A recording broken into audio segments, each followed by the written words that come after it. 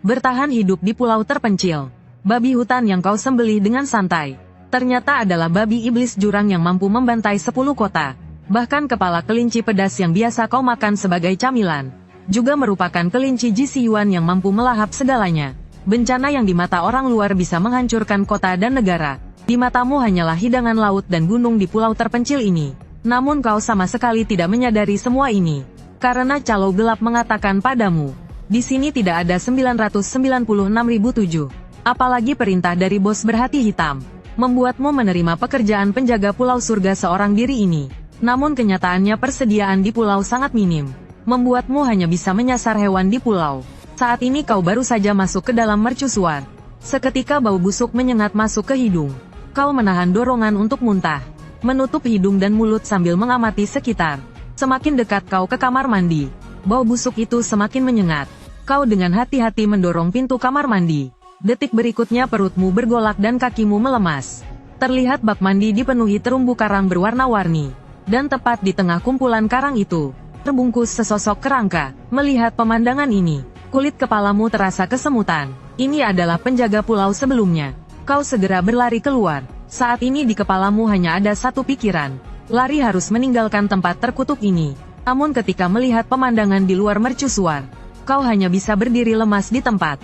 Sekarang masih bisa lari kemana? Melompat ke laut dan dimakan hiu.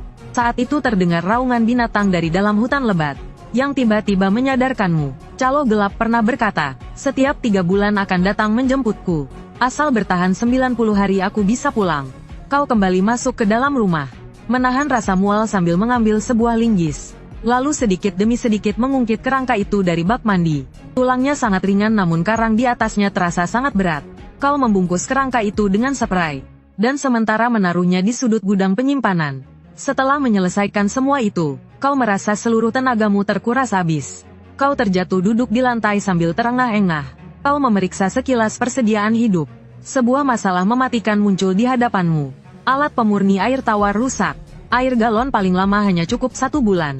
Harus mencari sumber air bagaimanapun caranya. Kemudian kau memanjat ke puncak mercusuar untuk memastikan medan pulau. Terlihat di tepi hutan di pusat pulau. Ribuan bahkan puluhan ribu binatang berkumpul di sana. Ada babi hutan bertubuh sangat besar. Ada burung terbang dengan 3 pasang sayap. Dan juga bayangan-bayangan yang merayap. Semuanya merangkak dan bersujud ke arah pusat pulau. Kau segera menarik kepalamu kembali. Halusinasi ini pasti hanya halusinasi. Kau memejamkan mata dan memaksa diri untuk tenang. Lalu kembali mengintip ke arah pusat pulau. Hutan itu sunyi senyap. Semua binatang aneh itu telah menghilang. Barulah kau menghela napas lega. Benar saja itu hanya halusinasi. Dalam waktu singkat menerima begitu banyak rangsangan, rasa kantuk tiba-tiba menyerang. Barulah kau menyeret tubuh lelahmu kembali ke mercusuar, lalu memindahkan lemari besi untuk menahan pintu. Akhirnya kau berbaring di ranjang berdebu dan tertidur lelap. Keesokan paginya kau menggeledah tumpukan persediaan dengan teliti, berharap menemukan beberapa alat yang berguna. Tak lama kemudian matamu berbinar. Di sebuah sudut ada sebuah kotak senjata yang tertutup debu tebal. Saat dibuka di dalamnya terdapat sebuah senapan berburu laras ganda. Di sampingnya juga ada banyak peluru. Meski terlihat sangat tua, namun kondisi badan senapan masih terawat cukup baik. Kau mengelap senapan berburu itu secara sederhana dengan kain. Kau memeriksa amunisi dan ternyata tidak lembab. Hati yang semula tegang kini terasa jauh lebih tenang. Ternyata hanya kebenaran yang bisa memberi rasa aman lebih. Sekarang semua persiapan sudah lengkap. Tempat yang paling mungkin memiliki air tawar adalah di dalam hutan.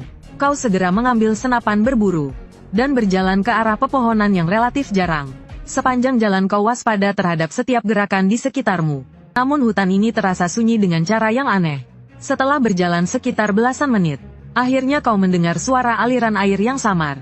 Semangatmu langsung bangkit. Kau mempercepat langkah menuju arah datangnya suara itu. Menerobos semak belukar. Pemandangan di depan tiba-tiba terbuka. Air mengalir keluar dari celah beberapa batu, lalu berkumpul membentuk sebuah kolam kecil. Kau hampir saja berlari maju untuk minum sepuasnya. Namun tiba-tiba melihat kolam itu penuh dengan jejak kaki. Kau berjongkok dan mengamatinya dengan saksama. Jejak kuku belah berukuran sangat besar. Bayangan babi hutan raksasa semalam langsung meledak di benakmu. Kau segera mendongak menatap pepohonan di sekitar. Terlihat beberapa pohon memiliki bekas gesekan. Dan di sana masih menempel beberapa helai bulu hitam. Kau tak sempat mengambil air. Dengan tubuh merunduk kau mundur perlahan. Tiba-tiba getaran kuat terasa dari tanah di bawah kakimu. Tubuhmu seketika membeku di tempat. Detik berikutnya seekor babi hutan raksasa keluar dari dalam hutan. Ia berjalan lurus menuju tepi kolam, lalu mulai meneguk air dengan lahap. Ia sama sekali tidak menyadari keberadaanmu. Melihat itu hatimu sedikit mengendur. Babi hutan ini memang bertubuh sangat besar, namun jelas bukan yang kau lihat semalam. Dan jelas dialah penguasa sumber air ini.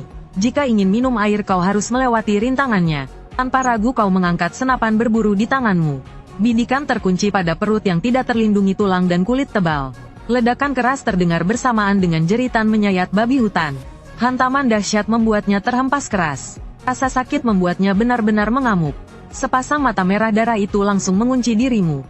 Detik berikutnya ia langsung menerjang ke arahmu. Kecepatan gilanya itu membuatmu sama sekali tak sempat menembakkan peluru kedua. Kau seketika meloncat ke samping. Hampir bersamaan ledakan keras terjadi di sampingmu. Babi hutan itu menghantam pohon besar di belakangmu. Taring tajamnya tersangkut dalam batang pohon. Ia mengamuk sambil menggeliatkan tubuhnya, berusaha mencabut taringnya. Kau memanfaatkan kesempatan itu, dengan cepat merogoh saku dan mengambil 2 peluru baru. Namun tanganmu gemetar hebat. Percobaan pertama bahkan meleset dari ruang peluru. Sial berhenti gemetar.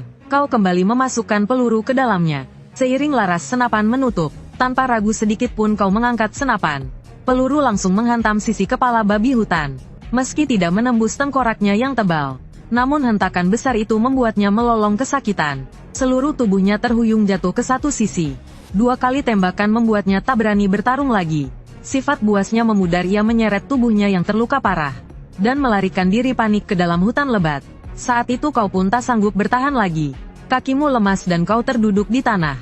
Keringat dingin sudah membasahi seluruh punggungmu. Beberapa menit berlalu barulah kau bisa menenangkan diri. Lalu kau merangkak dan berlari ke tepi kolam. Meneguk air beberapa kali hingga puas. Kemudian kau menatap bercak darah di tanah sambil berpikir. Babi hutan itu kini terluka parah. Saat ia pulih nanti pasti akan datang membalas dendam. Selagi ia terluka harus dihabisi. Kau memeriksa sisa peluru yang ada. Kau kembali mengangkat senapan berburu. Mengikuti jejak darah di tanah langkah demi langkah.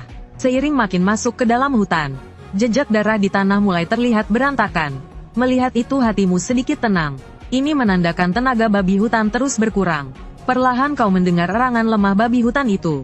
Kau memperlambat langkah dan menyusuri arah suara itu. Namun segera kau merasa ada yang tidak beres. Ada suara lain di depan sana. Kau menyingkirkan semak di depan dan mengintip ke sana. Terlihat babi hutan yang terluka parah itu tergeletak sekarat di tanah. Puluhan hingga ratusan kelinci berwarna abu-abu sedang menggigiti tubuh babi hutan dengan liar. Pikiranmu seketika kosong. Kelinci terpojok pun bisa menggigit orang. Apa maksudnya memang seperti ini? Ini sialan bukan sekadar terpojok. Ini jelas sudah gila. Terangan babi hutan itu makin melemah. Pikiranmu berputar cepat. Babi hutan ini jelas tidak akan bertahan hidup. Sekarang cukup pergi diam-diam. Namun yang ditakuti justru terjadi. Saat kau baru mundur 1 langkah. Kakimu menginjak ranting kering hingga patah. Dalam sekejap semua kelinci serempak menoleh. Menatap tajam ke arahmu. Detik berikutnya para kelinci itu berhamburan pergi. Dalam sekejap menghilang tanpa jejak. Dan babi hutan yang terbebas dari siksaan kelinci akhirnya melihatmu di balik semak. Ia meledakkan raungan penuh amarah. Dengan kebencian besar ia bangkit dari tanah. Lalu kembali melancarkan serangan ke arahmu. Dan kau tak sempat berpikir langsung mengangkat senapan dan menembak. Peluru kembali menghantam kepala babi hutan. Akhirnya ia roboh keras ke tanah. Dengan waspada kau mengangkat senapan dan mendekat. Menggunakan laras senapan untuk mendorong tubuh babi hutan. Setelah memastikan ia tak mungkin bangkit lagi, barulah kau sedikit menghela napas lega. Lalu kau mencoba menyeret salah satu kaki belakangnya. Namun ternyata sama sekali tidak bisa digeser. Tapi kau juga tak ingin menyia-nyiakan dagingnya. Kau mencabut pisau dan mulai memotong babi hutan. Setelah bersusah payah akhirnya berhasil memotong satu kaki belakang. Kau menatap sisa tubuh babi hutan itu. Dan hanya bisa menggeleng tak berdaya. Sisanya besok saja diambil. Kemudian kau menyeret kaki belakang itu menuju arah mercusuar. Saat kembali ke mercusuar hari sudah malam. Seluruh tubuhmu langsung ambruk ke tanah karena lelah. Namun rasa lapar yang hebat segera menyerang. Kau berjuang bangkit dari tanah. Membawa kaki babi ke dapur dan memotong beberapa potong daging. Lalu membuka sebuah lemari. Di dalamnya ternyata ada berbagai bumbu dan rempah. Melihat botol-botol itu kau hanya bisa terdiam tanpa kata. Namun entah kenapa suasana hatimu jadi sedikit lebih baik. Di pulau terpencil yang aneh ini, Hanya bumbu peradaban manusia seperti inilah yang bisa memberimu sedikit rasa penghiburan. Tak lama kemudian kau selesai mengolah daging. Tanpa banyak bicara langsung kau masukkan ke mulut. Kau merasa seumur hidup belum pernah makan daging babi seenak ini. Rasanya seperti ayam renyah. Kandungan proteinnya 6 kali lipat daging sapi. Seiring beberapa potong daging masuk ke perut, kau merasakan aliran hangat menyebar ke seluruh tubuh. Detik berikutnya sebuah suara kuno bergema di kedalaman jiwamu. Darah dan daging menjadi bahan bakar kekuatan besar. Suara itu membuat gerakanmu terhenti sejenak. Lalu kau menggelengkan kepala, menganggapnya hanya halusinasi karena terlalu lapar. Seiring kau menghabiskan daging itu, rasa lelah sebelumnya lenyap dalam sekejap. Kau hanya merasa seluruh tubuhmu dipenuhi kekuatan. Benar juga ternyata tetap harus makan daging. Lalu kau pergi ke kamar penjaga pulau sebelumnya. Ingin mencari sesuatu yang mungkin berguna. Ranjang dan lemari semuanya tertutup debu tebal. Akhirnya pandanganmu tertuju pada meja tulis tua itu. Kau menarik laci meja. Di dalamnya hanya ada sebuah buku harian. Kau meniup debu di sampulnya.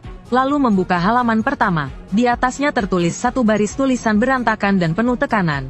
Hari pertama mereka menipuku, calo itu bajingan. Melihat itu wajah calo gelap pun muncul di benakmu. Kau menggelengkan kepala dan terus membalik halaman. Hari ke-37. Babi itu tersenyum padaku, ia bukan babi. Melihat kalimat ini, kau hanya merasa tenggorokanmu mengering. Kau memaksa diri untuk terus membaca. Hari ke-99. Aku manusia bukan monster. Dengan tangan gemetar kau membuka halaman terakhir buku harian. Hari ke-154.